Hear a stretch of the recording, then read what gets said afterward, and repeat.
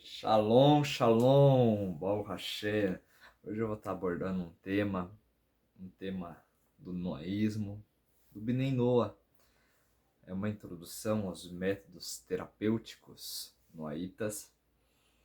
E é um assunto delicado, é um assunto extenso. E ele tem a ver com esse nosso modelo de vida, com esse nosso estilo de vida. Porque o que de fato é um Bnei Noa? O que é um Bnei Noa? De fato, o Bnei Noa, ele não é uma religião, né? Nós vamos estar tratando sobre isso. O povo judeu, eles são uma nação de rei e de sacerdote. Eles são aquela nação exemplo, aquela nação que nós vamos estar aprendendo deles, que vão estar nos instruindo. Inclusive, nós vamos estar falando disso. Então, o que é o Bnei Noa? O que o Bnei Noa faz? Qual é o dia a dia do Bnei Noa? Porque se não é uma religião, é o quê? Bem, como todo estilo de vida, é uma prática de de um certo comportamento, no qual visa o benefício daquele que o faz, seja no sentido emocional, intelectual, espiritual, seja no sentido familiar, no sentido da sociedade, da comunidade, no sentido de como pessoa, de como ser humano. E esse é o ponto a que eu vou estar trazendo. Existe grandes desenrolar da história que eu vou estar resumidamente passando por cima, que é uma tentativa de tentarmos entender essa noção do que é o noaísmo no mundo, o que é o noaísmo na vida pessoal, o que é o noaísmo na sociedade. Bem, saiba como a história do noaísmo moldou esse pensamento noético, né? E com isso influenciou também, né, a terapia noética, um modelo de pensamento, de ações práticas que leva a uma boa conexão familiar, uma boa conexão com o divino, uma boa conexão com ele mesmo, com as emoções que ele tem dentro dele. A saúde noaíta, por assim dizer. O movimento noético tem o seu início no ano 1658 aproximadamente da criação, com Noa. Viveu Noa 905 anos, passando e transmitindo seus conhecimentos, mesmo depois do episódio da Torre de Babel, né, a Torre de Babel, que ela ocorreu ali por volta do ano 1996 da criação. E o falecimento de Noa ocorre ali no ano 2006 da criação. Então, muita sabedoria oral e até escrita foram passado principalmente para o seu filho, que ficou em seu lugar nessa transmissão, Shem, que foi um grande sacerdote desse caminho e levou isso com um temor e uma humildade, pondo podemos ver essa afirmação, esse texto em Bereshit. Deixa eu ver aqui. Bereshit 14. Baruch Hashem. Bereshit 14.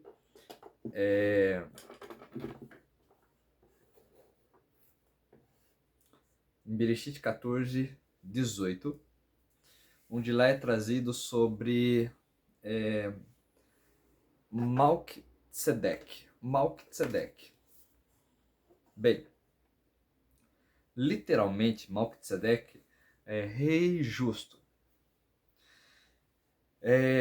Identificado ele como Shem. Então, não é um outro personagem, é o próprio filho de Noah. E nós podemos ver essas fontes, por exemplo, no Targum Yonatan, Nedarim 32b, no Rashi. Tzedek é o nome de Jerusalém. Malquitzedek era o título dado ao rei de Jerusalém, de Tzedek.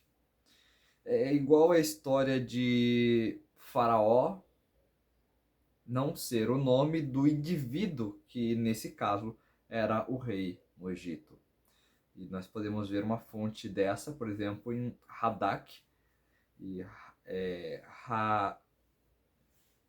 Rablag, em Josué 10:1, Isaías 1:26. Bem, o texto de Bereshit, fica assim. E é importante falar sobre isso, sobre o noaísmo, o noético, ele ter essa visão de um sumo sacerdote. Porque isso pede um certo comportamento. A gente vai falar mais sobre isso, mas a Torá ela diz o seguinte, que uma pessoa que não tem educação, ela não pode se aproximar da Torá. Não se deve ensinar Torá para esse indivíduo.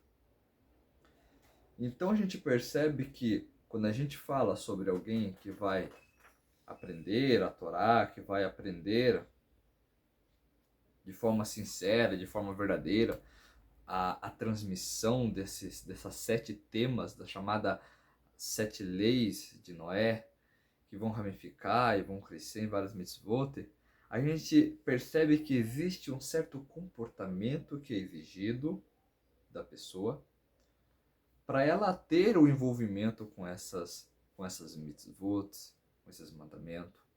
Existe uma certa base na qual esses mandamentos se assentam sobre eles. Ou seja, um exemplo disso é dizer que uma pessoa ela pratica todos os 7 mandamentos de Bnei Noah.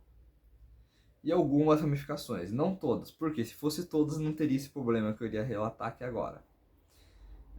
Então, de repente ele tem muitas gírias, ele é muito informal, ele às vezes usa palavrões, bem, de certa forma, ele não pode ser trazido como um sacerdote, porque o sacerdote é aquele que ele tem uma conexão com o divino, mas também é o exemplo para que os outros tenham uma conexão com o divino.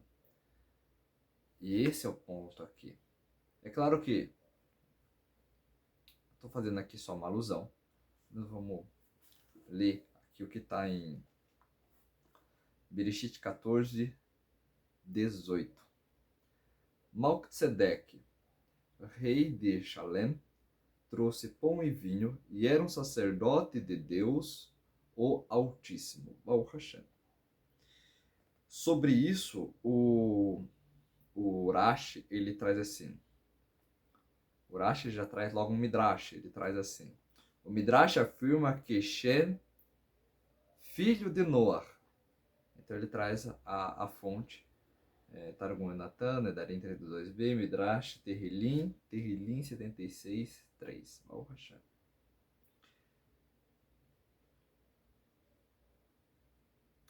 E aqui ainda se traz mais algumas referências, aqui, né? Pão e vinho.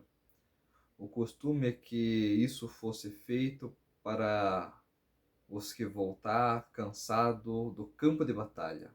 E ele, o Malquisedeque, demonstrou dessa forma que não tinha qualquer rancor contra Abraham por ter matado seus descendentes no combate. Rumá Lechá 15. Segundo Midrash Bereshit Rabbah 43:6. Malquisedeque fez isso em uma alusão à oblação das libações do vinho que os filhos de Abraão iriam oferecer lá em Jerusalém no futuro. Bem,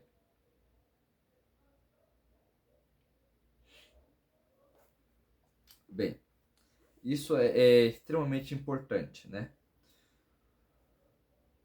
Como assim? Um não-judeu que estuda a Torá é comparado a um sumo sacerdote.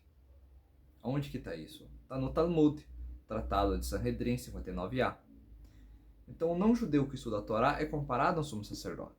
Então, nós temos que ter essa visão, Baruch Hashem, que ser um Bnei Noah, estar estudando a Torá, não só que exige de nós alguma coisa, mas que de certa forma nós somos, como que eu vou dizer, nós somos tipo uma referência para aqueles que ainda não é monoteísta, para aqueles que ainda não encontrou esse caminho.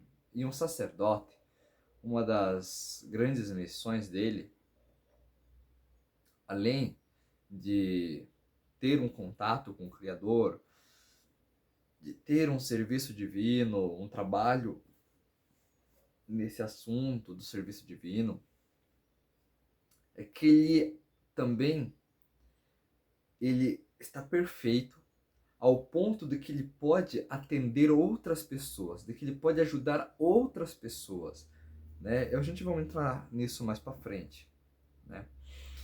Bem, o Rabi Meir, ele pergunta de onde aprendemos sobre um integrante de outros povos que estuda a Torá, que é comparado ao Cohen Gadol, o sumo sacerdote. Mas aqui, olha que interessante. Aqui ele não diz que tipo assim, é só um sacerdote, é o sumo sacerdote, né? É um grande sacerdote. Baruch Hashem.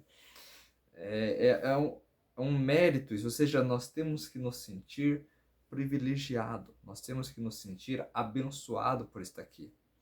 De certa forma, né, nós estarmos aqui, nós ter recebido esse chamado, de ter tido essa visão, de ser capaz de olhar para a Torá e enxergar nela essa luz, essa verdade que abrir os nossos olhos para nós conseguirmos realmente entender como esse mundo funciona, entender como a conexão entre Deus e o homem funciona. Como assim?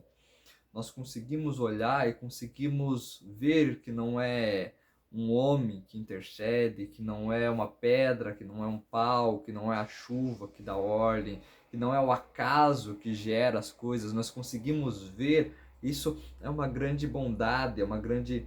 Mas nós receber o título, né, por estudarmos a Torá de sumo sacerdote, isso requer de nós um certo comportamento, um certo comprometimento, no qual eu quero abordar aqui com vocês, eu quero transmitir o que eu puder aqui para vocês, porque realmente é uma dádiva e realmente estamos mexendo com coisas tão grandes, tão maravilhosas, tão gigante, que nós precisamos refletir, absorver isso e saber vivenciar isso, porque o noético é isso, é a vivência, é o dia a dia. Baruch Hashem, você pegou um guia, Bnei Noah, mastigou ele, introduziu ele, absorveu todo ele, Baruch Hashem. Maravilha, esse aqui é o do Ravi Acorre, Baruch Hashem. Maravilha, se introduziu ele, muito bom. Mas aquelas lapidaçãozinhas de caráter do dia a dia e tudo mais, é mais difícil. Às vezes, engolir um livro, ele passa rápido, ele termina rápido, ele tem poucas páginas. E eu quero trazer isso com vocês. Nem sempre vocês vão conseguir ter uma verdadeira conexão, um verdadeiro abrir de luz através de algo que está escrito. Algo ali está escrito, você conseguiu aprender, mas se você não lê, relê aquilo, até aquilo fazer parte do seu subconsciente, a informação está se perdendo. Talvez quando você acabou de ler, você tem 80% da informação, mas com o tempo isso vai caindo, dali 2 semanas está em 20 de novo. E é por isso que eu resolvi trazer esse vídeo e com certeza vai ter outros posteriores. Vamos tentar colocar a prática do Bnei Noah.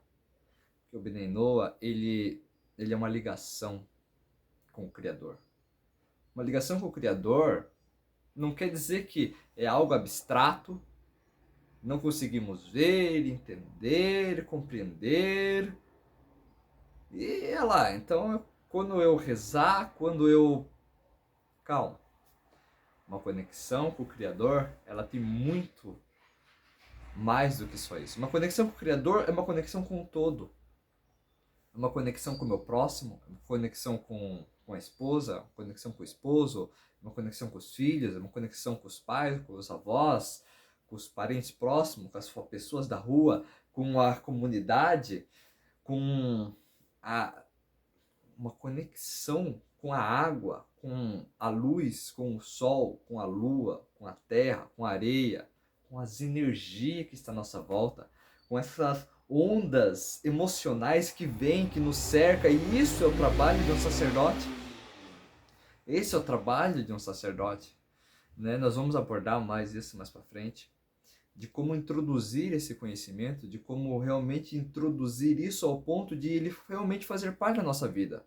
Porque senão nós somos apenas aspirante a noético. Porque o noético, aquele que vive o noísmo, ele respira o noísmo, ele... Porque existe uma grande diferença daquilo que existe lá fora, com todo respeito, gente, não estou fazendo Lashon Hara de nenhuma outra religião que tem aí fora, não tô... Esse não é o foco aqui, Baú Hashem. Mas o foco aqui é dizer o seguinte: existem lugares que, por exemplo, eles marcam terça, quarta e quinta, você tem que estar lá. Terça, quarta e quinta a pessoa vai lá. Ou então é domingo, sexta e quarta. Domingo, sexta e quarta a pessoa tá lá. No domingo, na sexta, na quarta, naquelas 2 horas, 1h30 ou 2 horas e meia que ele tá lá, naquele momento ele é aquilo. Naquele momento ele é aquela pessoa, naquele momento ele tá ali, ele tá envolvido na ação, ele tá envolvido naquele trabalho, ele tá, sabe, ele consegue sentir, ele consegue se espiritualizar, ele consegue transcender, ele sai do corpo, ele volta, ele faz não sei o que, ele é bondoso, ele é generoso, ele é tudo, mas ele é ali. Quando ele sai dali, ele vai para casa, ele tá no serviço, ele tá na rua, ele tá na padaria, no supermercado, na mercearia, ele não consegue ter aquele comportamento. O que significa? Significa que aquele comportamento é uma maquiagem. Gente, me desculpem falar assim, mas é uma maquiagem. É algo que ele entra naquele transe, mas ele é ali, ele não é essa pessoa, ele não é esse ser. Por quê? Tanto que ele não é, porque ele não consegue ser esse ser lá fora. O noético, o Bnei Noah, é justamente o contrário. Ele é o que é. Ele é onde ele está, ele é onde ele vai, ele é o que é. Ele é um Bnei Noah.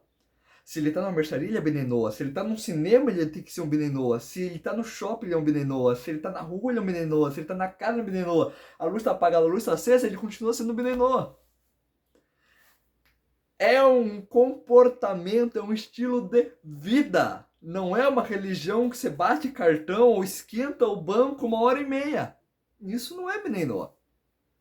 Bnei Noah não é só você se juntar no Shabbat, Baruch Hashem, nós temos que juntar no Shabbat. Não é se juntar no Shabbat e fazer meia dúzia de reza, né? E depois sair e acabou, sabe? Não tem mais aquela vivência, não tem mais aquele comportamento. Não, Bnei Noah, aqui a gente acorda rezando, a gente faz reza à tarde, a gente faz reza à noite.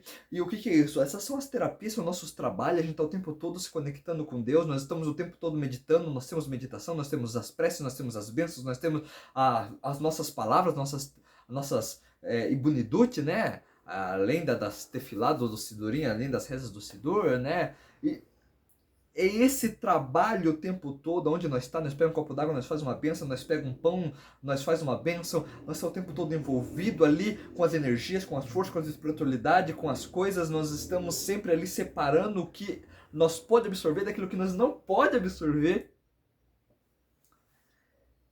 E aí que tá. Por isso que eu vim trazer isso daqui. Porque é muita coisa, é muitos assuntos, é uma coisa da prática.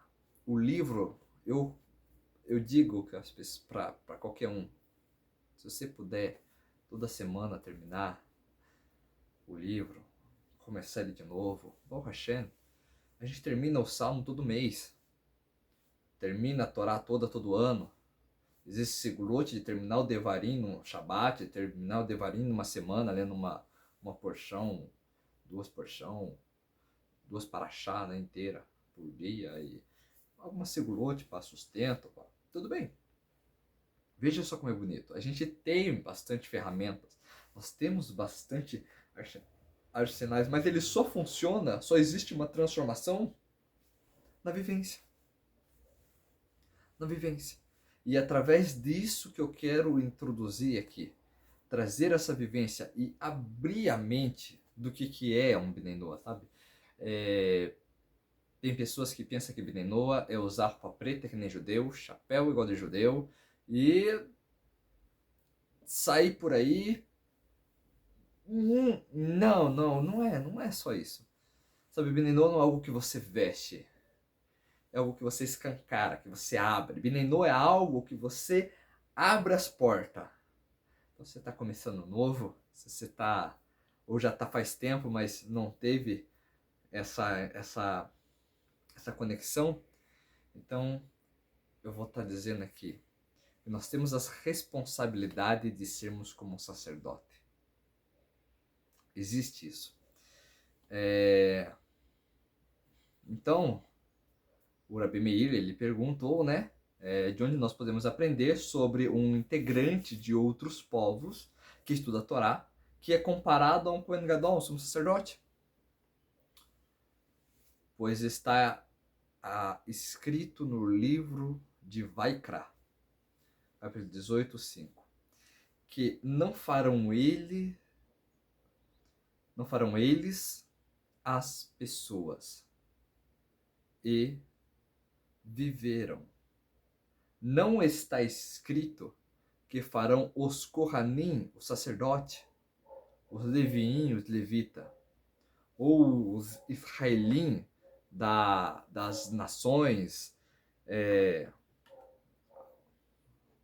os Israelim, as tribos de Israel, e sim as pessoas, e farão as pessoas, todas as pessoas, para que incluir nesse ponto também os Bnei Noah. Então os Bnei Noah é nesse ponto que ele está incluso como um sacerdote. E aí a nossa responsabilidade com a Torá. A Torá ela deve ser um trabalho do nosso dia a dia, porque o sacerdote, Baruch Hashem, ele trabalha no serviço divino todos os dias. Não tem folga, não tem feriado, não tem fim de semana, né? Não tem depois das 5. E é isso que eu quero aqui introduzir para nós, para os nossos corações. O Bnei Noah, por sua vez, não é uma religião, porque ele não criou uma prática religiosa nova, né? E bem menos criou novas leis, novas mitzvot. Porém, a Torá traz missões diferentes entre os Bnei Noah e os Bnei Israel. Os Bnei Noah retifica e conserta as partes do mundo que o Bnei Israel não pode retificar. E as partes que o Bnei Noah não pode retificar, o Bnei Israel conserta. Ambos juntos constrói um mundo, retifica, tikkun olam, e traz então o Mashiach, Baruch Hashem. Então, sem um não dá para fazer tudo, precisa do outro. E o outro não pode ficar sem, também não consegue fazer tudo, precisa do outro. Ambos junto. Por isso que fala o versículo ombro a ombro, Baruch Hashem. Os Bnei Noah, ao longo dos anos, receberam ferramentas para tais ações. Estas com uma missão para levar o monoteísmo ao mundo e também algo para ajudá-los no seu dia a dia, dessa missão tão importante. É um fato de que o Bnei Israel, ele tem partes da alma que o Bnei Noah... O Bnei Israel tem partes da alma que o Bnei Noah não tem. O Bnei Israel, ele está ligado a Hashem de uma forma, de um aspecto muito importante, muito especial. Ele consegue retificar partes desse mundo tão elevada, tão sublime, mas ele tem um limite. Onde é o limite? O limite são, como que eu vou dizer isso aqui?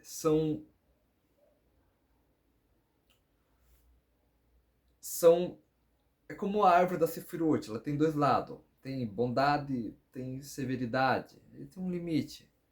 Existem certos aspectos, né, que por Bnei Israel não faz parte do seu limite, da sua configuração. E que o Bnei Noah tem então a obrigação de continuar a partir dali. Mas o Bnei Noah não consegue fazer o trabalho do Bnei Israel. E o Bnei Israel não consegue fazer o trabalho do Bnei Noah. O Bnei Israel, ele tem, por exemplo, as carnes do Bnei Israel. O Bnei Noah, ele tem uma variedade maior.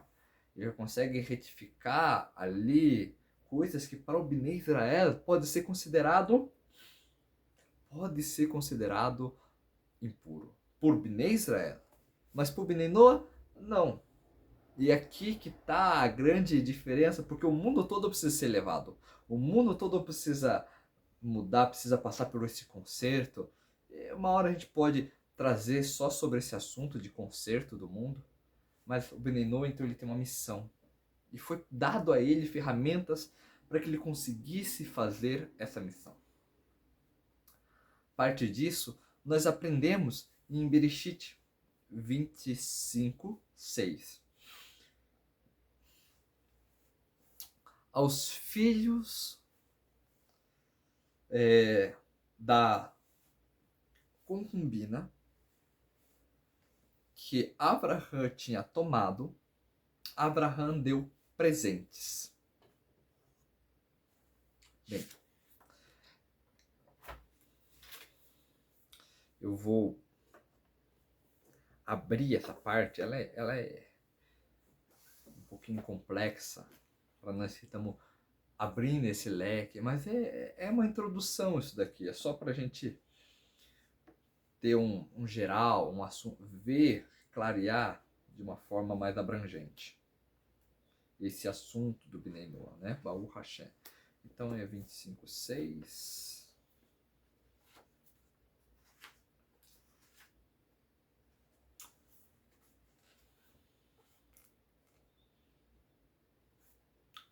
Tá assim, ó. Aos filhos da concubina que Abraham tinha tomado, Abraham deu presente. Ele os enviou ao seu filho Isaac quando ainda vivia ao país do leste. E esses foram os dias e os anos da vida de Abraham. Bem, Baruch Hashem, vamos lá. Abraham deu presentes. Urashi traz assim. Nossos sábios explicam que Abraham lhe deu nome de impureza para proteger de bruxarias e mandiga. Sanhedrin 91a.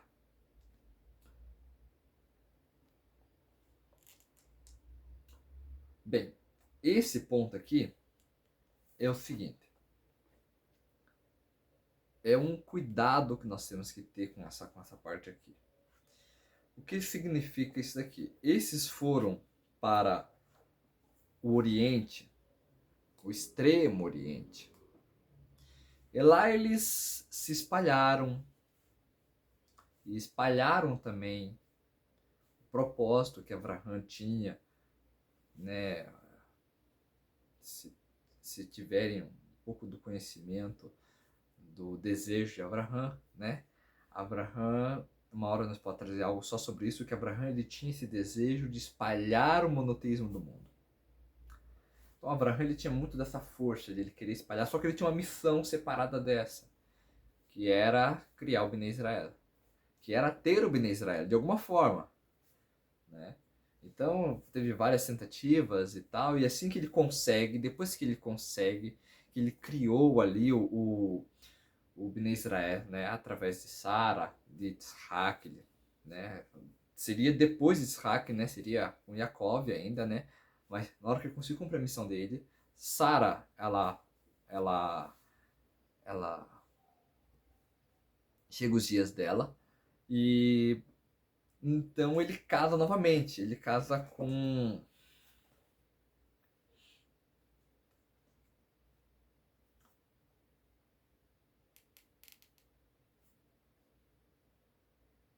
Keturah.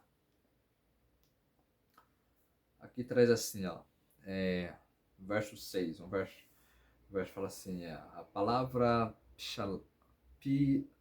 Pilagshim está escrita de forma incompleta, faltando a letra Yud, porque evidentemente só havia uma concubina que era Agar, e que se trata da mesma Keturah. O Yud, que é a letra que denota o plural aqui, está ausente, e por isso Urash entende a palavra Pilagshim no singular. Esposas são aquelas que têm ketubá, contrato de casamento, enquanto concubina não tem contrato de casamento, conforme explicado em Sanhedrin a respeito das esposas, Sanhedrin 21a, e concubinas de Davi em Bereshit Rabá 61:4. Então aqui o Urash ele traz para nós que essa Keturah que o Abraham se casa, na verdade é a própria Hagar. Ele tem filhos com ela e manda esses filhos para o extremo Oriente. Bem,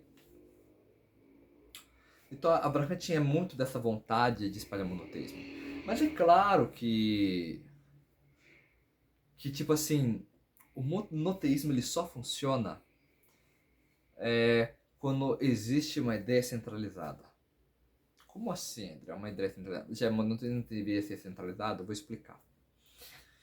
Antes do Mabur, do dilúvio, por exemplo, depois nós vamos abordar esses temas assim com profundidade, mas por enquanto, antes do Mabur, do dilúvio, o povo ele começa a ter novas ideias. Ele começa a tentar adoçar coisinhas aqui. Olha, acho que eu não sou bom bastante, eu vou pedir para alguém que é, vou pedir para alguém que já está lá em cima. Eles começam porque não tinha algo centrado. E por isso o objetivo do Bnei Israel, para trazer a Torá e centralizar então a mitzvot. E por isso, por exemplo, nós vamos ter lá, né, aquilo que os juízes decretar, vós ouvireis. Ou seja, aquilo que os mestres decretar, do jeito que eles decretar, está decretado. Do jeito que eles falar, está falado. Baruch Hashem. Né? Então, para você, por exemplo, que iniciou o conhecimento na Torá, iniciou o caminho da Torá, mas não quer adentrar no movimento Bnei Noah, você acredita que de alguma forma que você seria inferior por isso, de alguma forma, é tudo balela, mas pode ser que exista pessoas que acreditam que ele é um Bnei Israel em seu coração e que ele tem esse status espiritual e que ele pode fazer as mitzvot que o Bnei Israel faz e que ele não precisa se preocupar com as leis de Bnei Noah e... Bem, nesse caso, eu convido você a dar uma procuradinha sobre esse tema que eu falei agora. Juízes, né? Aquilo que eles falar, vós fareis, vós ouvireis. Então, procure sobre isso. Deus, ele coloca aquele que é chamado de o irmão mais velho, né? Então, por isso que fala, não despertei o meu amor até que eu queira, ó filhas de Jerusalém. Ou seja, aqueles povos, aquelas regiões, elas aprendem de lá. Por que de lá? Porque de lá que sai a lei de Deus e a palavra do Eterno. Né? Como está escrito, né? Do monte de Sião sairá a palavra de Deus, e de Jerusalém sairá a lei de Deus, e de Jerusalém a palavra do Eterno. Baruch Hashem. Então, não adianta você querer, como que eu falo, desbravar o conhecimento da Torá, desbravar o conhecimento de Kabbalah e outras coisas assim, sozinho, sem um mestre, sem orientação, porque você estaria literalmente indo contra a Torá. Ou você aceitaria o que a Torá fala como uma verdade absoluta, ou você não aceitaria nada do que a Torá fala como uma verdade absoluta. Não tem como você pegar algo e algo você não aceitar. Da mesma boca que profere os 10 mandamentos é a mesma boca que profere você ouvirá dos juízes da terra. Então, não tem como você aceitar partes da Torá e parte da Torá não aceitar. Rabi Shalom. Vamos entender que nós temos o nosso propósito. Você tem o seu propósito, você tem a sua missão, né? E às vezes a sede demais pode levar à morte, né? Então às vezes a pessoa ela vai com muita sede, machuca, né? Pode levar à morte. Não é bem por aí, né? Nós temos que ir galgando na Torá aos poucos, de acordo com as orientações dos rabinos, dos mestres, e assim, ao pouco, nós íamos nos nutrindo disso daí. Não é imaginar que está chegando, não vou virar judeu, mas vou fazer tudo que o judeu faz. Calma, nós vamos chegar lá. Baruch Hashem, né? Bem, hoje, né, depois de quanto tempo? 4.000 anos? Bem, hoje, depois de tanto tempo, né, originou esses conhecimentos que Abraão entregou, essas palavras que Abraão entregou para os seus filhos, que mandou para o Extremo Oriente, elas originou, né, todas as culturas de trabalhos com energia. As culturas orientais, que até hoje, de certa forma, já embutida com um monte de outras ideias, de um monte de outras reformas, que já chegou na sua maioria, que eu saiba, chegou como que eu vou dizer essa palavra? Não é mais um monoteísmo, né? Tem, como fala, várias entidades, me fugiu a palavra da cabeça.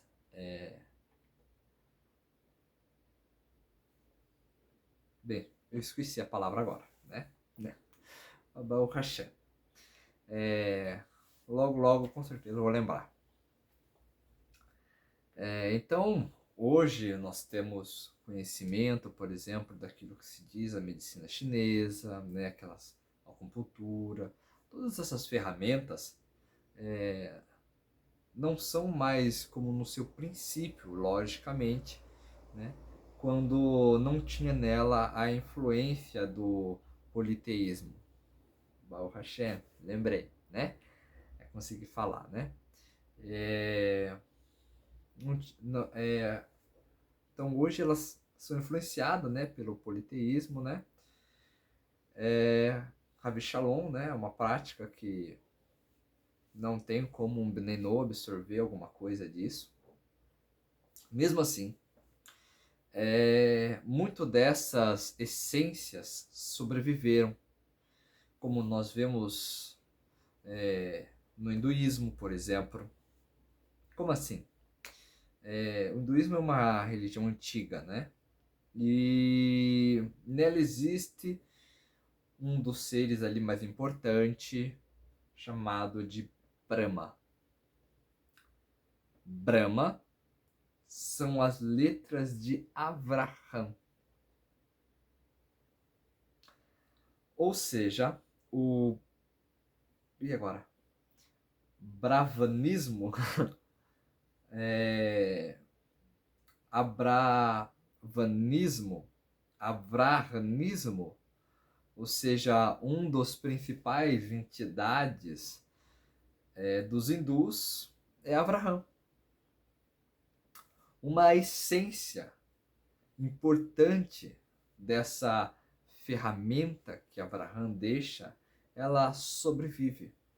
Como nós sabemos isso, né? Nós sabemos assim. O povo judeu tem muitos segredos na Torá oral e parte deles são revelados para nós, Bnei Noach. E é que esse segredo que o hinduísmo está pregando, que Brahma criou o mundo, Avraham criou o mundo, parte dele, um pouco distorcida, lógico, é verdadeiro. Hashem deixou escrito na Sagrada Torá, assim, no primeiro capítulo lá da Torá, Deus criou o mundo, então ele disse Ve'et Teodot, Shamayim Vet Araetz, Beon e Bará Hashem. Essas são as descendências da terra no dia em que Deus criou. No dia que Deus criou, esse é o Ibará, que são as letras de Abraham. Porque tem uma letra rei a mais na palavra. E aí os sábios, tem uma letra a mais, a letra rei, e daí os sábios, eles falaram, é por causa de Avraham que o mundo foi criado. Baruch Hashem. Então veja só, por causa de Avraham o mundo foi criado. Agora nós temos que entender por quê. Porque por causa de Avraham o mundo foi criado. Porque Avraham conseguiria ter um lar propício para que a semente do Bnei Israel, e o objetivo do mundo é o Bnei Israel, né? Porque o Bnei Israel, ele pode receber a Torá, e o objetivo do mundo é a entrega da Torá e para o Bnei Israel. Então, sendo assim, o motivo que o mundo foi criado foi por causa de Abraham. Baruch Hashem. Quando o justo lê isso, né? Ele entende que o objetivo do mundo ser criado é pelo propósito que Abraham iniciaria o mundo e iniciaria no mundo. Ou seja, o caminho que o mundo tem que ir, né? O monoteísmo. Mas quando lê isso sem esse conhecimento, sem essas regras, essas alahot, essas leis, né? Seja um idólatra, né? Quando um idólatra lê isso, ele pode entender que Abraham criou o mundo. Se o mundo foi criado por causa de Abraham, então Abraham é que criou o mundo. Por causa de Abraham, o mundo foi criado. Ou seja, Abraham criou o mundo. É uma deturpação, né? Mas Baruch Hashem. Pois está escrito, né? Que por causa de Abraham, o mundo foi criado. Então é da Torá, faz parte da Torá. E tá aí. Uma essência que sobreviveu, né? Explica aos sábios, Abraham entregou no nomes impuros. Bem, Abraham, ele foi o quê? Ele foi um justo, um tzadik. Então aqui fica uma pergunta, né? Fica uma pergunta para nós. Como assim Abraham, um justo, um tzadik, né? Nunca entregaria algo impuro para seus filhos. Veja, é lógico que um pai dê boas, boas coisas para seu filho, porém está escrito que ele deu nomes impuros. E agora? Então, calma. Temos que entender o que são nomes impuros. Se Abraham deu aos seus filhos e os enviou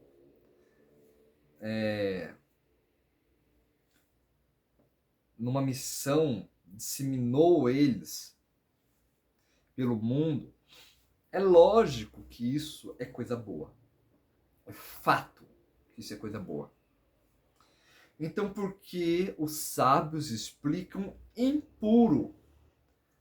Bem, a resposta é o seguinte: os sábios também trazem que é impuro para Israel. Para Israel é impuro. Para eles tem um propósito. Para eles tem serventia.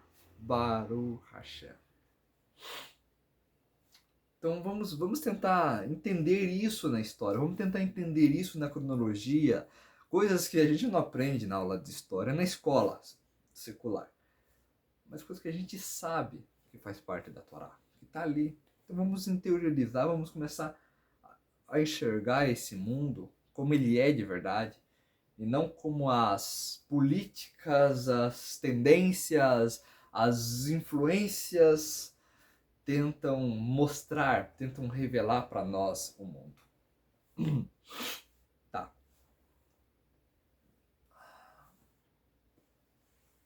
Veja só. O taoísmo, uma outra prática, né? Traz o Tao. O que é o Tao? Eu estou falando por quê? Por que eu estou falando esses nomes? Porque eu estou ensinando. Mas não é bom estar repetindo nomes que têm a ver com práticas que não têm a pureza da Torá. Tudo bem? Então, sempre buscar evitar nomes de entidades, nomes de seitas, de religiões. Evitem. Não tragam essas energias. Nós estamos falando de terapia, então vamos falar. Não tragam essas energias para dentro da sua casa. Por quê? Porque elas têm, como que eu digo isso? Elas têm seu lado bom e ela tem o seu lado mal. Ela tem o seu lado negativo. Não é mal, é negativo, é mal, né? Faz mal para nós, é mal. O Hashem tem esse lado negativo, né? Como é explicado pelos sábios, né? Não existe bem sem mal, nem mal sem bem. Então aí fora, tudo existe um bem, tudo existe uma essência divina, tudo existe uma essência positiva, o Hashem. Mas está imbuído, porque por uma mentira ser reconhecida, ser acreditada, tem que ter um fundo de verdade. Então tem que ter alguma chama que mantém isso. Então tem que ter alguma coisa boa por trás disso, que está mantendo essas coisas assim como elas estão, com essa força. Ou seja, quem mantém a força do lado negativo é justamente as essências positivas que está lá. A gente vai falar também sobre isso daí. Será que a gente pode deixar essas essências aí? Deixar essas fagulhas divinas espalhadas pelo mundo? Abandonar elas aí? Ah, Deus quis assim. Será que Deus quis assim? Será que não foi nosso livre-arbítrio, não? Bem, nós vamos falar sobre tudo isso, Baruch Hashem. Talvez não hoje, mas nós vamos. Se a Hashem quiser, né? Então não é bom a gente utilizar disso daí, sabe? Sempre ter uma boca limpa, sempre ter uma boca pura, não ficar utilizando... Tem até um verso na Torá que diz assim: não terás nomes de outros deuses em sua boca. Importante nós lembrarmos dele nesses momentos, tá bom? Porém, quando a gente está ensinando, tem que falar e tudo bem, quando está ensinando. Porém, alguns mestres, eu já vi, mesmo quando estão ensinando, por exemplo, nomes de Deus, né? Eles substituem os nomes de Deus, mesmo ensinando que pode, que é permitido, eles mudam, né? Então, é uma coisa boa de se lembrar, né? Por mais que quando está ensinando, pode, mesmo quando você estiver ensinando alguém, se for o nome de Deus, mude. Mude. Não chame pelo nome, tá? É Amonai, Eloquim, muda. Deixa do jeito mais positivo possível, porque às vezes nós não estamos preparados, mesmo quando existe uma permissão, nós não estamos preparados, nem o ambiente está preparado para receber esses tipos de luzes. Então é uma coisa que eu lembrei aqui agora e é bom compartilhar, né? Baruch Hashem. Bem, então lá atrás está o do tal. O que é o tal? O tal pode ser caminho, nome, princípio, via. Não existe uma tradução ríspida para ele, tá bom? Então já começa por aí, né? Mas vamos ver o que a gente pode tirar de... Vamos ver se a gente consegue abrir o microscópio, né? Colocar na gotinha no vitro e olhar lá dentro a essência. Baruch Hashem, né? Então o tal pode ser traduzido como caminho, princípio, nome, via. Então, seja tal ou dal, também existe isso. Talvez nem seja sempre tal. Alguns traz como dal. Tem discussões sobre isso aí. Tem um princípio no tal, que pode ser... Tem um princípio fundamental no tal, que diz o seguinte: o tal que pode ser apelidado não é o tal. O tal que pode ser falado não é o tal eterno. O inominável é o tal real. Também podemos ler, né?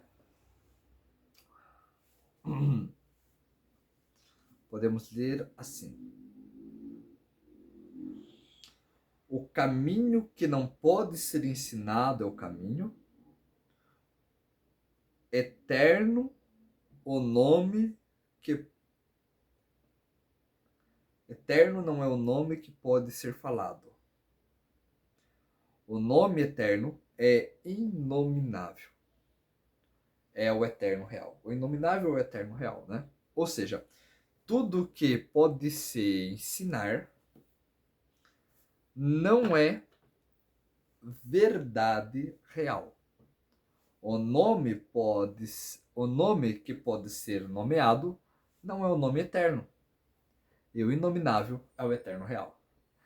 Para nós que temos um pouco de conhecimento sobre os nomes divinos, sobre Kabbalah, o mínimo que seja, para nós isso daqui faz todo sentido. Então vamos lá. Esse conceito traz nomear. É o conceito de todas as... Nomear o conceito de todas as coisas separadas, limitadas. Ou seja, nomear limita. Quando você nomeia, você delimita. E não é mais o todo. Ou seja, tem nomes mas não é a essência de todo expressa por esses nomes. Ficou difícil, né? Tá bom. Mais ou menos assim. Explicando de uma forma agora assim mais aberta, veja que nós chamamos Hashem. Hashem, O, né? Shen é nome, O, nome. E toda a Kabbalah trabalha com nomes de Deus. Porém, nós sabemos que os nomes de Deus não é o nome de Deus. São expressões de Deus vestidas nesses nomes. Quando ela traduz como caminho e não como nome, também serve na Sefirot. As Sefirot, o que elas são? As Sefirot, elas são caminhos que a luz descende para cá. Mas elas não são por si só a expressão de Deus. É Deus que se expressa nelas. Elas, sem os nomes de Deus, é vazia. Mas os nomes de Deus sem Deus também é vazio. Ou seja, o inominável, o inalcançável, o caminho inalcançável, é Deus, o todo. Aquele que está em tudo, emanente e transcendente. Nenhum nem outro. É os dois ao mesmo tempo. A mesma coisa os nomes de Hashem, né? Por que Hashem não tem um nome só? Porque isso limitaria ele. Por que ele tem vários nomes? Por causa que é apenas a forma que ele se expressou, ou a forma que ele se expressa com esses nomes. Mas de fato não é ele. Ele está além do nome ainda. Então veja, é um conhecimento muito profundo, para falar a verdade. Baruch Hashem. Baruch Hashem. Não é um conhecimento para quem está iniciando, com certeza. Bem, e houve essa disseminação, né, também de nomes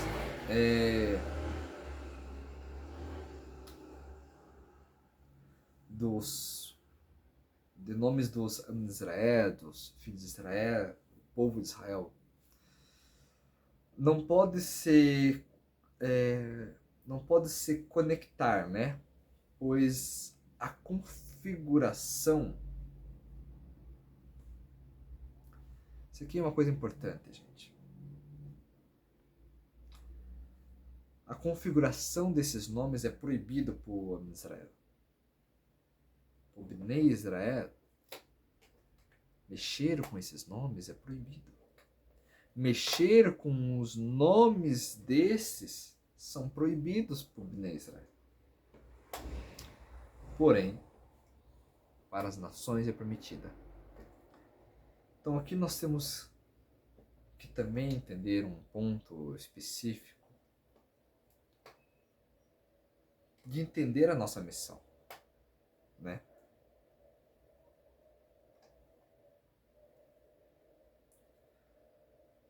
Houve a disseminação de nomes para o Am Israel, ou seja, o Bnei Israel ele recebeu também nomes ligados àquilo que era permitido para eles. Então existe os 7 principais nomes de Hashem, existe a permutação das 70 versículos lá de Shemot, né, os 70 nomes de Hashem, 72 nomes de Hashem, né? 72 nomes de Hashem. E então o Bnei Israel também tem. Mas a forma de usar é diferente. Porque a configuração da alma deles é diferente.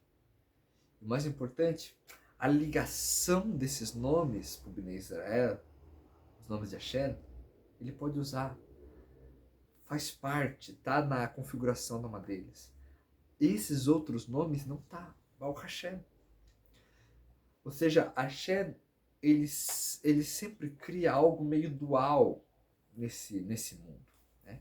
Masculino, feminino, né? sempre por um completar o outro. O céu completa a terra completa o céu, o masculino completa o feminino completa o masculino, as águas femininas, as águas masculinas. Eu não vou entrar nisso aqui, porque nós estamos iniciando um assunto. E se eu aprofundar agora, ninguém vai entender nada. Pelo menos eu acho. Mas Paulo Rachel. Bem, aqui é nos trazido a ideia que Abraham dá nomes divinos. Não é nos trazido no sentido tipo assim, talvez ele deu mesmo. Não, ele deu mesmo. Nomes divinos que ao ser utilizado você consegue se conectar com a sua alma e interagir com algo espiritual. Então são nomes que causam mudanças espiritual. Com esses nomes, esses segredos, Abraham ensina para os seus filhos. E isso não é algo que é a prioridade da Torá. Não é algo que é o objetivo da Torá, porque esse não é o objetivo da Torá. O objetivo da Torá é o trabalho moral, o trabalho ético, extremamente essencial. Mas também é o trabalho do Bnei Israel. Nós, Bnei Noah, podemos absorver partes da Torá, né, as partes permitidas da Torá. Uma hora a gente explica sobre isso.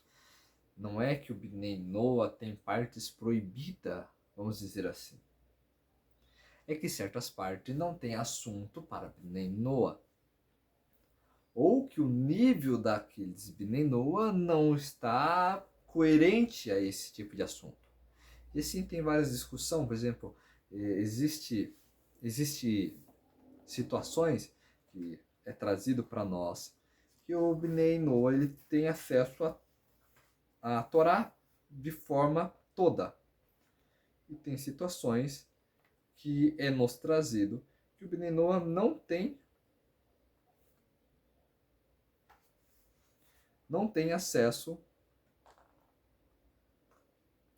a Torá de forma toda. E assim por diante. Deixa eu ver aqui um minutinho. Aqui, ó. Tá? No guia mesmo, na nota, diz assim, da página 72. O Ratan Sofer, Suf Ratan Sofer Hulim 33, no trecho que se inicia com Ayen, aponta a proibição de estudar a Torá seria somente para idólatras. E para o Bnei Noah seria permitido. Porém, o Rebbe Lubavitch, Liktei Shihot, tomo 15, página 57, não faz essa diferenciação. Ou seja, o Rebbe estava iniciando alguma coisa muito grande. Ele se segurou, se adentrou e falou, olha, tá muito cedo.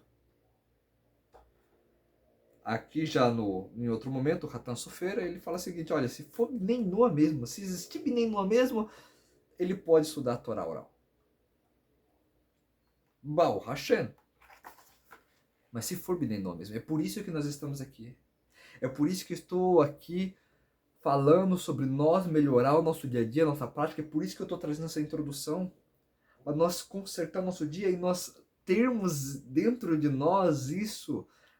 Não, é gravado em pedras, não é em carne, não é no coração, é gravado em pedras do coração mesmo, né? De Bnei Noah, para nós podermos estar dentro da Torá, podermos estar dentro da Torá, podermos absorver a Torá de uma forma grande, de uma forma justa, porque nós... Deixa eu focar aqui para vocês. Eu tô querendo focar, mas... Aqui, ó, deixa eu ver. Aí, será que tá ao contrário? Ou será que eu que tô vendo ao contrário? Será que focou? Deixa eu ver. Ai, gente, eu não sei se ficou bom, viu? Vocês me desculpa aí, ó. Ó, Tanso, Fer. Tá. Não sei se ficou bom, gente. Desculpa aí qualquer coisa.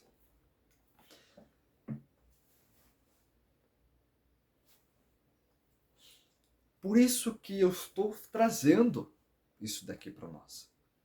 Para não ter esse limitador. Porque só existe esse limitador quando o quê?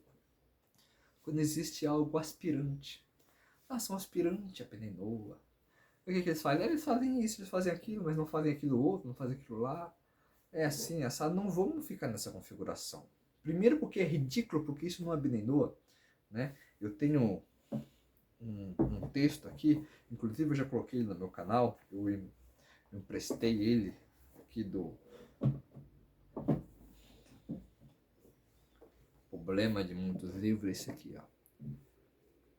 Você começa a pegar um, pegar outro, pegar um, pegar outro. Borracha, né? Uma maravilha. Deixa eu ver aqui, ó. O Binenoa, qual que é o mínimo exigido de um Binenoa? O que é um Binenoa? Tá? Eu já coloquei isso aqui no meu canal, peguei emprestado do Guia Binenoa do Ravi Shinshon Bisker. Né? Também incrível, incrível. Borracha, muito forte. E ele traz aqui, ó, uma palavrinha que mas eu gostei, porque não é que ela ela traz tudo isso aqui que eu tô falando, ela traz uma palavrinha tão simples. Ele fala assim, ó. Ele fala assim, eu só vou trazer o trecho, né? Não vou ler tudo, né? Ele fala assim, ó.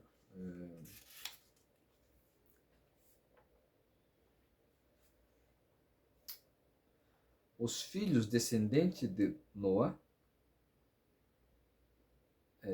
né?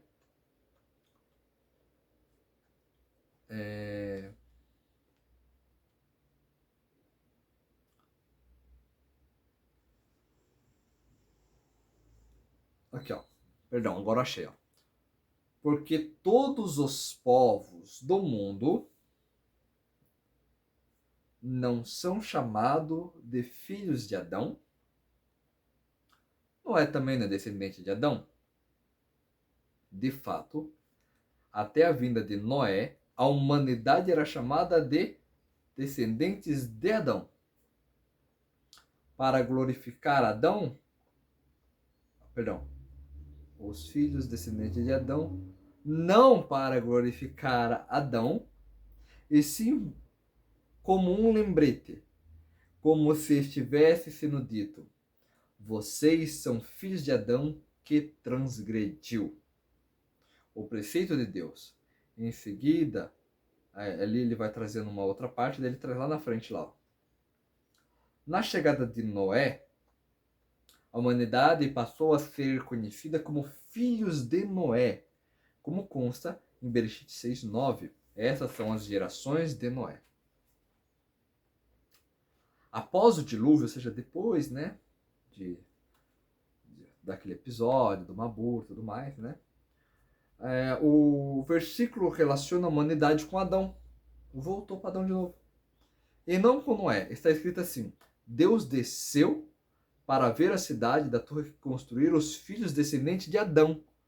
Porque a Torá chamou descendentes de Adão e não filhos de Noé?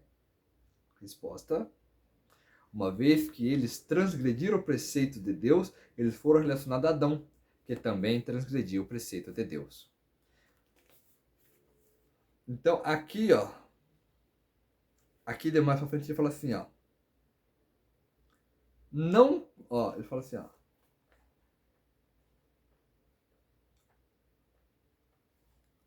Não com Noé, que respeitou todos os preceitos divinos decorrente desse fato de que Noé cumpriu os mandamentos universais da Torá,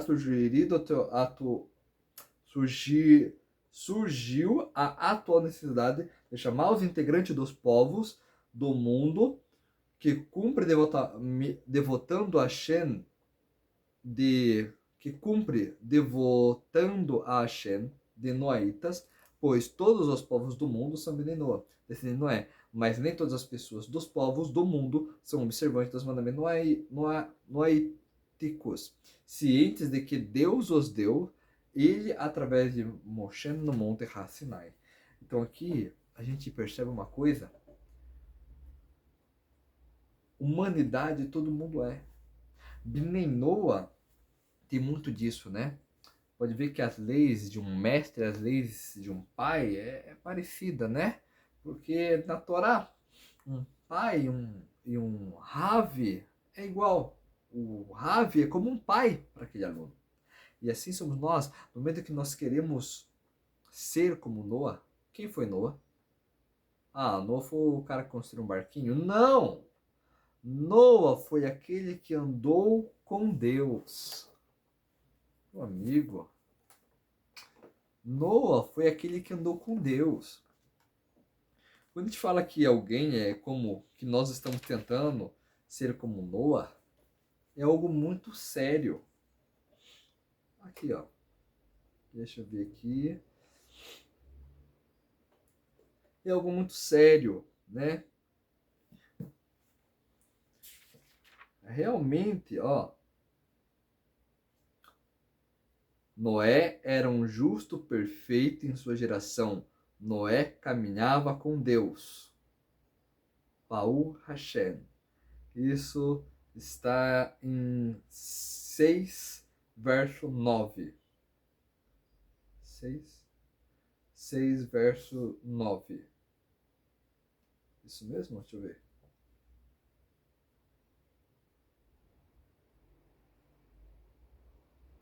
Aqui ainda traz um rodapé. A palavra tamim, a palavra pode ser traduzida como inteiro, perfeito, inocente, sem defeito, honesto, devoto. Baal Hashem, é isso mesmo. Aqui, ó. Baal Hashem. Só não sei se focou. Tá vendo? Caminhava com Deus, Baal Hashem, Baal Hashem. Então, é uma dádiva, é um presente. E para nós fazermos isso, não é simples, existe uma grande confusão. As pessoas pensam que falar coisas como Deus é bom, Deus é justo, tem a ver com estar falando de espiritualidade, que está se espiritualizando, está ficando mais elevada. Isso não é se espiritualizar. Por isso essa série, Baal Hashem. Vamos ver se a gente consegue chegar lá. Não é mesmo? Então, por isso que a Torá é Tamid. Por isso que estar na Torá é Tamid. Ou seja, fora da Torá. Porque Israel não deve se envolver com esses nomes. Por isso que esses nomes não estão especificados dentro da Torá. Porque o povo de Israel, o Bnei Israel, não deve se envolver com esses nomes. Que é necessário para o não-judeu cumprir as suas funções nesse mundo, Baal Hashem. Um exemplo desses nomes, né? É claro que a gente não vamos mergulhar nisso daí. Isso aqui é só para a gente aprender a forma histórica, Baal Hashem, mas tem muito mais para a gente falar sobre isso. Tá? Um exemplo é os mantra. O que é mantra? É palavras, sílabas que usam efeito, que usam desse som, dessa entonação e causam um efeito na alma. São nomes que, ao utilizar, funciona para os não-judeus através desses nomes que Abraham entrega para os seus filhos. Eles conseguem mexer em forças, energias, coisas espirituais. Caso eles precisem, para o povo judeu é proibido esses atalhos. Porém, um Bnei Noach não deve fazer algo que não precise de um refinamento moral, ético, de acordo com a Torá, não com a sociedade. Isso aqui é um abismo de distância. Uma coisa que é ética para a sociedade nem sempre é ético numa comunidade noaíta. Uma coisa que é moral para a sociedade não quer dizer que é moral para o noaíta. Mas peraí, moral não é algo que eu tenho dentro de mim? Como que o que é moral lá pode não ser moral aqui? Nesse ponto exclusivo, meu amigo, pode. Mas uma outra hora a gente vai trazer com mais ênfase esse assunto, tá bom? Calma lá. Vou dar o caché. Bem,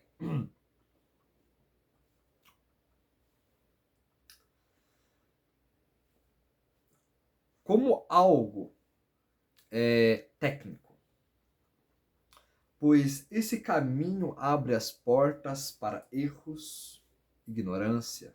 E um Bnei Noach não pode errar. Aquele que erram não são chamados de Bnei Noach, são chamados de Bnei Adão, filhos de Adão.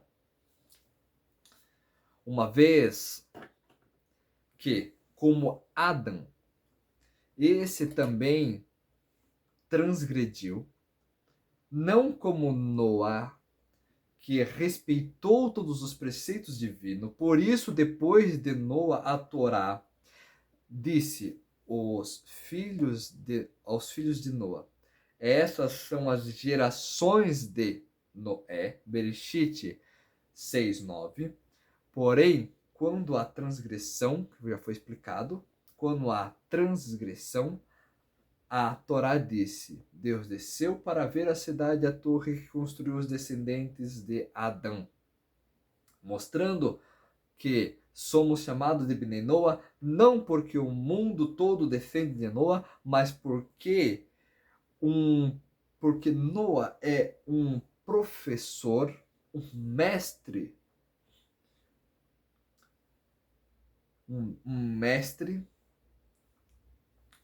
alguém que nós olhamos como um pai. Então, se nós dedicarmos a andar em retidão com Hashem,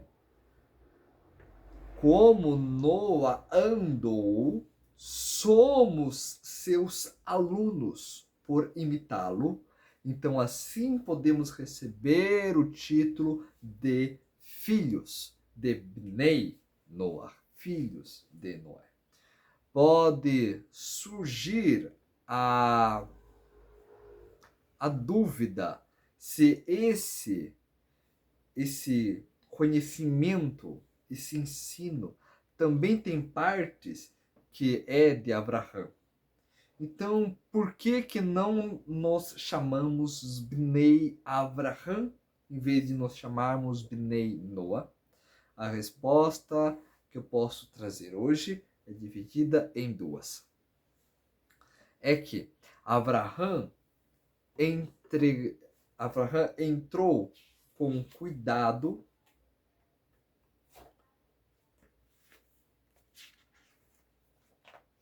Abraham entregou, com cuidado aos seus outros filhos, se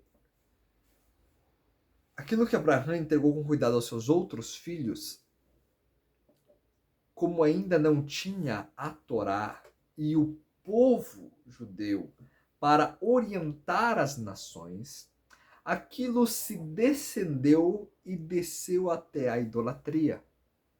No futuro,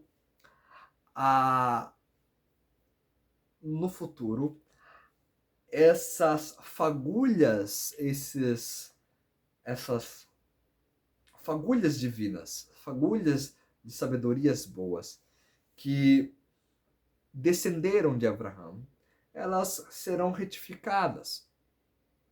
Serão retificadas, seja na época de Mashiach, Baruch Hashem, serão retificadas. Então, uma segunda resposta também poderia ser que Noa também era mestre de Abraão. E Hashem fez um pacto com Noa no assunto de toda a humanidade, das 7 leis de Noa, né? E esse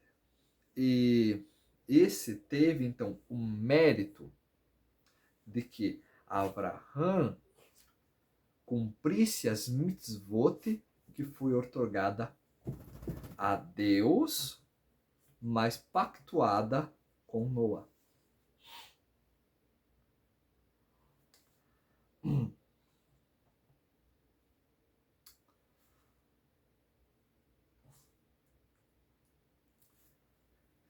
E por Abraão, por Noa, isso tá certo. Porém, nós aprendemos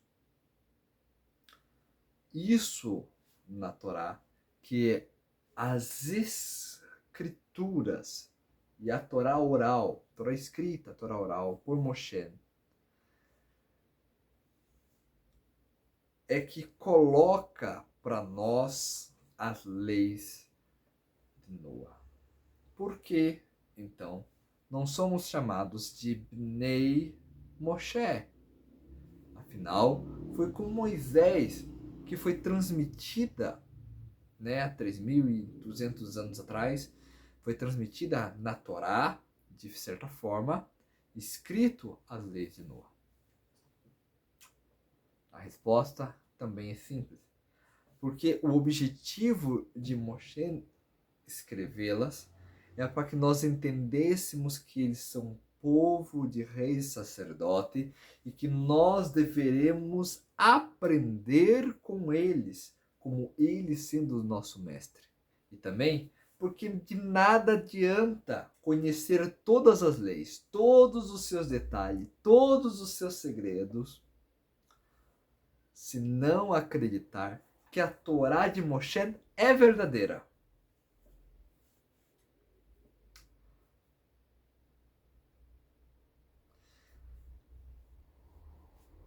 E que não houve profeta como Moshe, e que Hashem nunca dará uma outra lei ou substituirá por nenhuma outra lei. Sendo assim, nós, Bnei Noa, ganhamos um dever de, mesmo quando resgatarmos algo que Hashem nos deu, devemos confrontar isso na Torá. Eu vou explicar mais sobre essa ideia, tá? Para ter certeza que nos é permitido usufruir o que é proibido, usufruir e o que para nos permitir usufruir e saber o que é proibido e não nos deleitar. Isso aqui é muito importante, gente. Isso aqui é maravilhosamente importante, porque acontece que nós vem de um mundo que tinha outros conhecimentos, que tinha outras sabedorias, que tinha outros entendimentos, Baruch Hashem, mas que nós veio de lá. E às vezes, no caminho da Torá, nós fazemos aquela primeira parte, né, que é o que? A gente apaga tudo, a gente deleta tudo, joga na lixeira, aperta e esvazia a lixeira e bum! E começa a reaprender tudo de novo. Aí quando nós estamos num certo grau, a gente começa a ter a visão de olhar para certas coisas, que nem eu trouxe agora para vocês no exemplo, porque lá tá em tal lugar assim, A gente começa a ter visões de coisas que estão lá, na impureza, mas que nós já aprendeu ela na Torá. E é isso aqui que eu estou trazendo. Nós somos proibido de trazer algo que não está na Torá. Se tem um negócio assim muito abstrato, uma ideia que surgiu aqui, um insight, mas não tem nada na Torá sobre isso. Não tem nada o que se aprender na Torá sobre aquilo. Aquilo é totalmente proibido. Por quê? Porque Deus colocou Moshe, ordenou a Torá, ordenou as 7 mitzvot. De lá que nós aprende. Da fonte dos mestres, dos rabinos e tudo mais. Nós não vamos sair agora pegando da idolatria e não sei o que e vir colocando para dentro de nós, tá bom? Inclusive, eu tenho até um vídeo falando sobre isso, sobre praticar coisas da idolatria como se fosse para Shem é proibido. Então, você tem uma prática idólatra. Depois vocês podem procurar, eu não vou lembrar o nome agora. Eu tenho 3 vídeos, acho, de idolatria no canal. Vocês dão uma olhada aí no canal, tem 3 vídeos de idolatria, Avodah Zará, tá? E lá eu explico, acho que é na terceira ou é na segunda, eu não lembro. Eu explico que nós praticar coisas que era da idolatria para Hashem é proibido, tá bom? E é por isso que eu estou trazendo aqui. Então, se a gente teve um insight, não é uma prática que está lá na idolatria, mas a gente teve um insight, teve uma visão que, olha, eu entendi um negócio. Mas se não tem nada na Torá que pode nos ajudar, que pode clarear, então isso é proibido. Isso a gente não pode se envolver. Agora, se tem como a gente resgatar alguma coisa, algum aprendizado, algum conhecimento, então a gente vai aprender sobre isso. A Torá é nosso guia. E a explicação dos sábios, aquilo que os rabinos traz, né? A instrução da maneira de vida que temos a seguir é a nossa principal dedicação. Sobre esse trabalho, aprendemos em Devarim 21:14. Parashá Devarim 21:14. Eu vou abrir aqui na Torá Viva. Vamos ver aqui.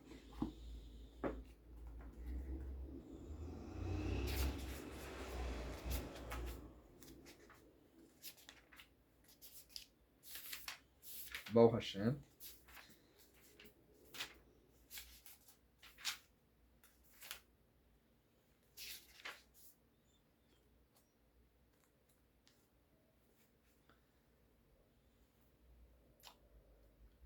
Lá diz assim, ó.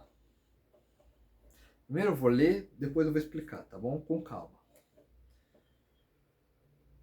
Se tu não a desejares... Perdão.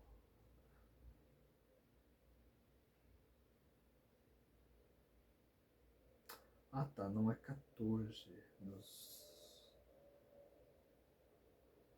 Aqui, é no 10. 10, tá? Devarim 21:10. Quando tu travar uma guerra contra teus inimigos, Deus te dará vitória sobre eles, de modo que tu tomarás cativo.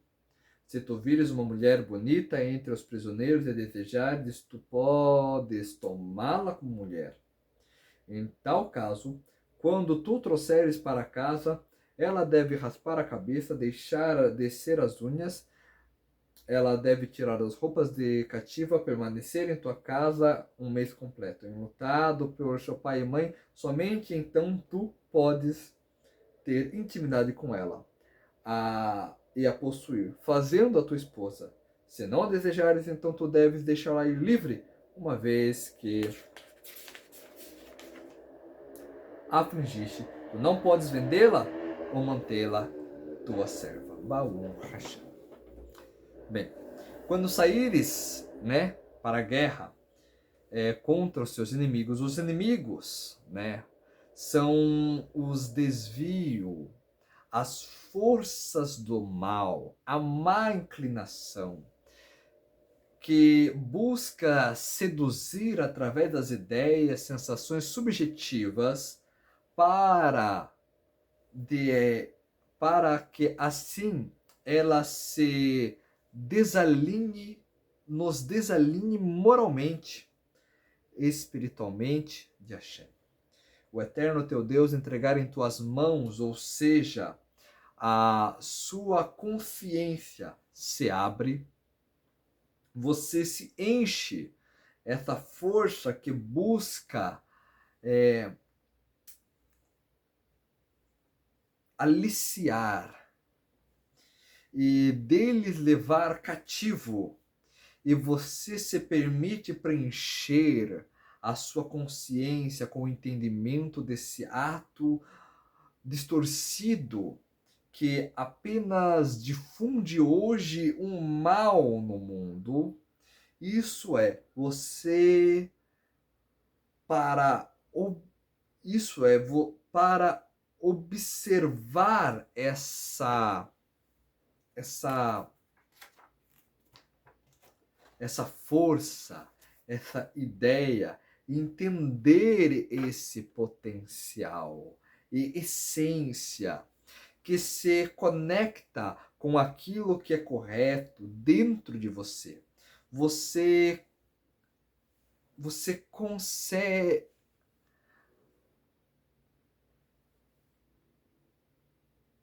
consegue reconhecê-la, veja, a Parashá diz: e vires entre os cativos uma mulher formosa.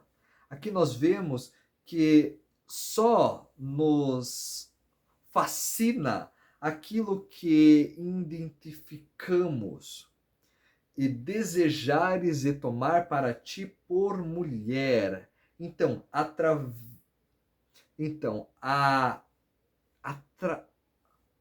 atrará para dentro da sua casa, então raspará a cabeça. Agora a Paraxá nos ensina como lidar com essa situação, como retificar, consertar. Então, você se ligará em amor e temor pelo Criador e removerá as crenças, as partes estranhas à Torá.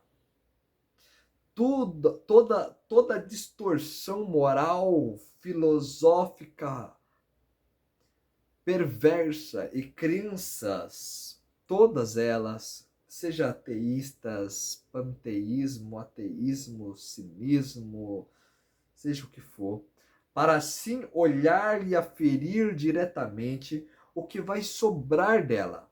Esse é o exercício que deve ser feito para limpar essas joias que ficaram por tanto tempo mergulhado nas clipotes.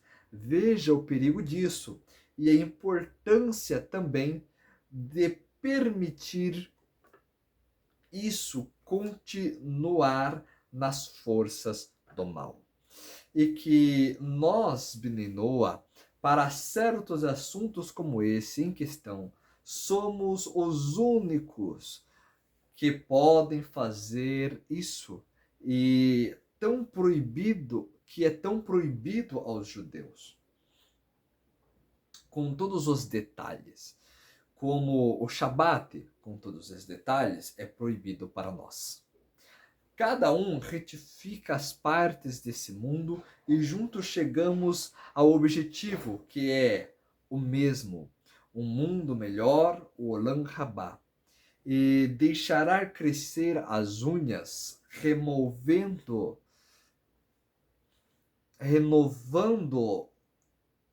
as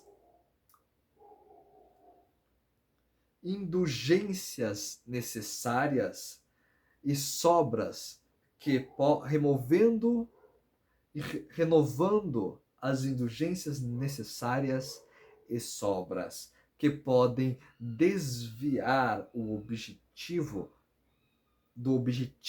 da Torá e tirar o vestido de seu cativeiro, ou seja,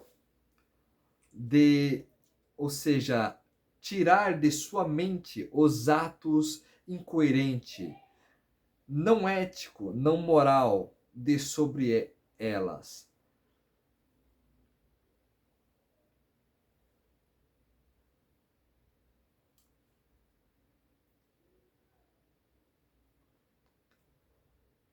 Ficará em sua casa e chorará por seu pai. Olha, isso é um ponto interessante. Então aqui está a techuvá, que deve ser feita feita a voltar que devemos fazer ao Pai. Quem é o Pai? O Pai é Hashem, o provedor de tudo no mundo. E a sua mãe. Conhecemos a sua mente como falha, buscar a sabedoria da mãe, ou seja, dos mestres. Pois a mulher formosa o seduziu. Então a sua mente tem que se apoiar nas palavras dos sábios para criar limites, mesmo que a lei permita, ou seja, que o pai, mas a sua techuvá só está completa se chorar a mãe também. Mãe também é um nome utilizado para Shekhinah, a presença divina, pois tudo tem a sua fagulha divina. É extraído isso das clipotes. Agora, cumprimos o nosso trabalho de consertar o mundo e assim isso está integrado em você. E é algo positivo. E tomarás por mulher. Contudo, o verso termina: se não a quiseres, deixará em liberdade. Não a venderá por dinheiro e não a escravizará, pois a afligiste. Depois desse processo todo, você não desejar que essa essência positiva se mantenha em você, deverás respeitar, pois ela é uma verdade e não é uma sensação subjetiva, e sim um processo maduro, retificado, e que, portanto, ela deve ser respeitado e que agora, rejeitando, agora também é algo pejorativo a você.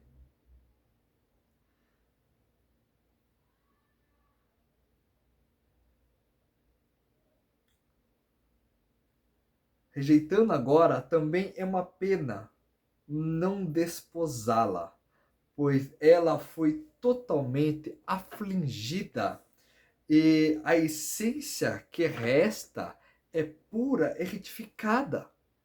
É deixar uma brahá embora, deixar uma bênção embora. E é necessário para a sua própria retificação. Se a Shem permitiu que você chegasse assim, se a Shem permitiu que você retificasse algo assim, se a Shem permitiu que você conseguisse abraçar algo assim, aquilo é necessário para a sua vida, porque senão você não se faria presente em seu caminho. E você não teria conseguido retificar assim. Você teria feito o techuvá e voltado para o caminho anterior. Mas se você conseguiu consertar isso, é porque isso faz parte agora da sua essência também.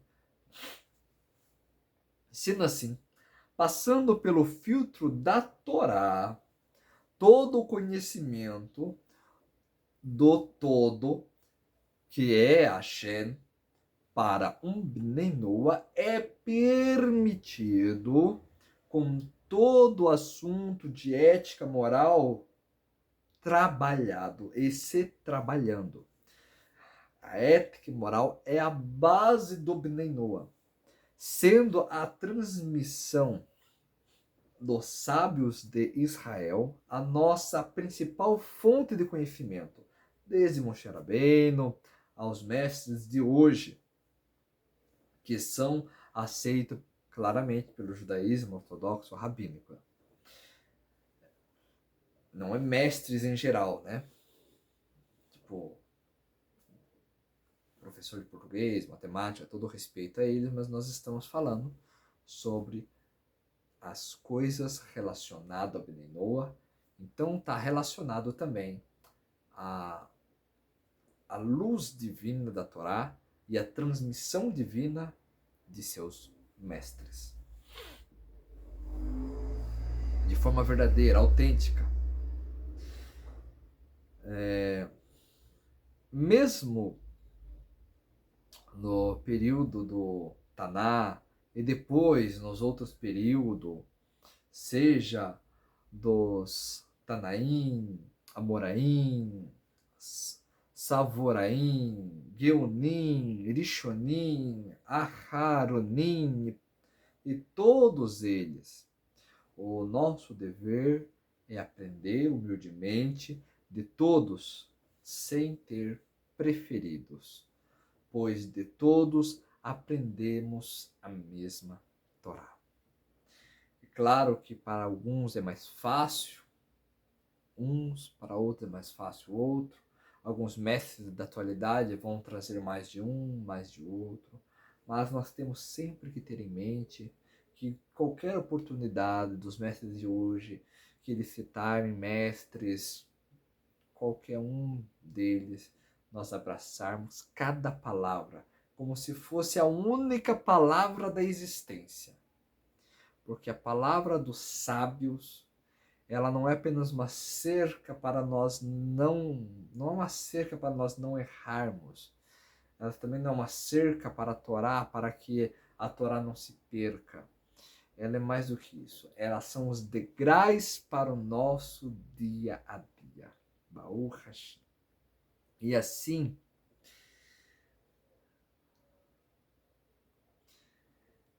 que o pensamento noaíta se liga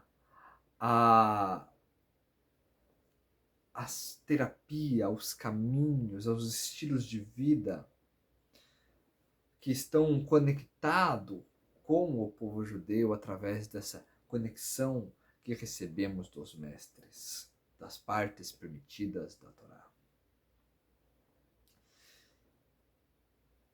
São os remédios para a alma que são permitidos, tanto os que influenciam o mundo, como Abraão fez em sua transmissão aos seus outros filhos, como os que ficou guardado com os Bnei Israel e que são permitidos de ser dividido conosco, Bnei Noach. Através desse equilíbrio, a educação do todo que Hashem, temos a interconexão de mente, corpo, espiritualidade, físico, espiritual, e assim nunca é algo,